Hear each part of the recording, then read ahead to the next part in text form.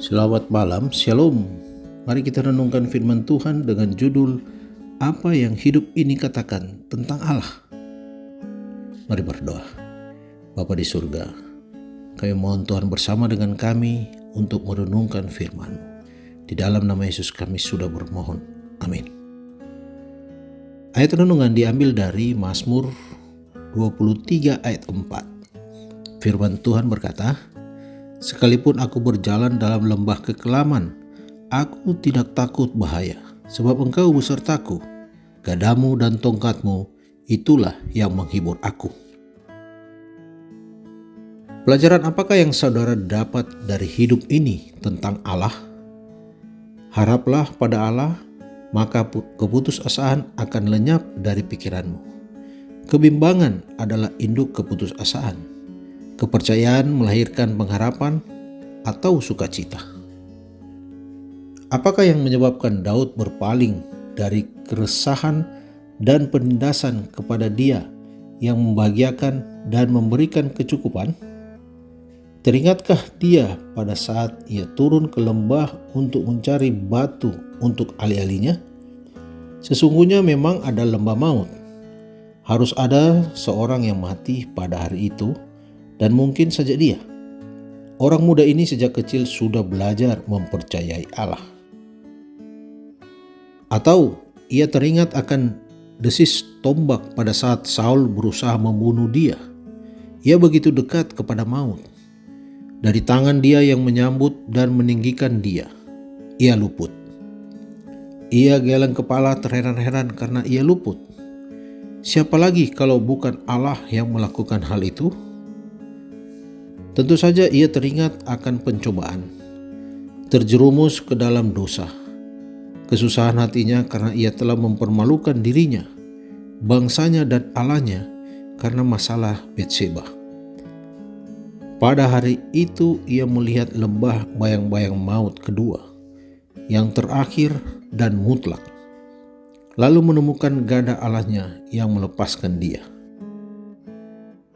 Drama tinggi dalam hidup Daud itu mungkin saudara dan saya tidak alami. Kita kemungkinan sekali akan teringat hal-hal biasa yang mendukakan hati, penyimpangan, ketidaknyamanan, keresahan, dan ketakutan. Namun mereka akan menghadapi semua kenyataan dan kekejaman ujian yang dihadapi gembala dan raja itu. Pelajaran apakah yang kita dapat dari situ? Daud memandang Allah itu sebagai pembimbing, gembala, penolong. Ia dapat berkata, "Engkau memberi aku pekerjaan yang baik, makanan yang berlimpah, kemakmuran, maka aku akan menyembah dan mengandalkan Engkau.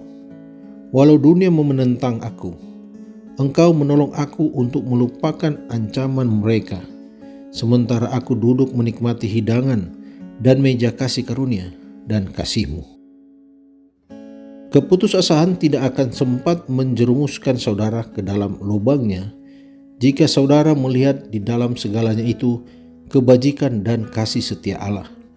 Tetapi kalaupun saudara putus asa, ingatlah Dia yang mengangkat saudara di bahunya dan membawamu ke tempat yang aman. Ia melindungimu seperti seorang gembala melindungi kambing dombanya. Gada dan tongkatnya adalah keampunan dan kuasa rohnya. Buah yang sempurna dari iman, lemah lembut dan kasih, sering paling baik menjadi matang di tengah badai awan dan kegelapan. Dikutip dari buku Perumpamaan Tuhan Yesus halaman 40. Mari kita berdoa.